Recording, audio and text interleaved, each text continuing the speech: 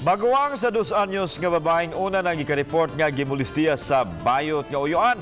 Mubakwi sa gipasakang kaso batok sa suspek. Nangayo usab siya og pasaylo. Ano ang report ni Marie Dumamo?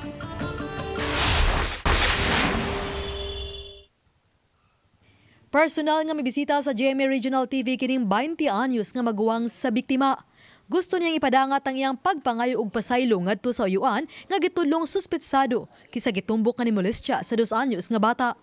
Nakonsensya siya human nagnegatibo ang resulta sa paghiling sa pink room sa Vicente Soto Memorial Medical Center ngadto sa bata.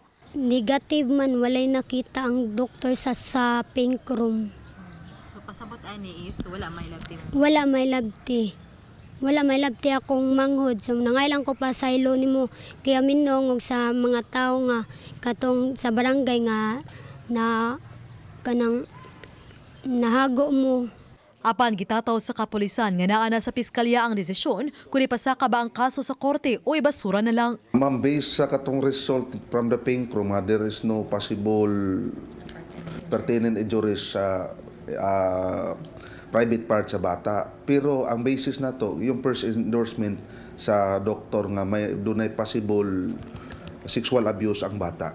It's up to the fiscal na nagawin sa iyang pag-weighing niya kung kinanglan ba iporso ang kaso or not. Sa pagbisita sa Balitang Bisdak sa Pinoyanan sa biktima, abtik og bibo kayo ang bata.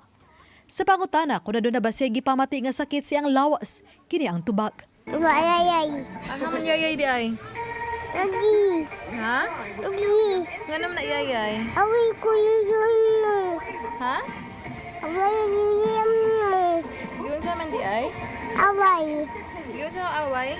Ano tusok? Giangkon sa maguwang nga galisod siya sa pagbuhi sa bata og nagtinguha pagtugya niini sa DSWD. 5 sila ka managsuon nga lain-lain ang ilang amahan. Ang ilang inahan og amahan sa 2 anyos nga bata na bilanggo sa miaging tuig tungod sa griling drogas.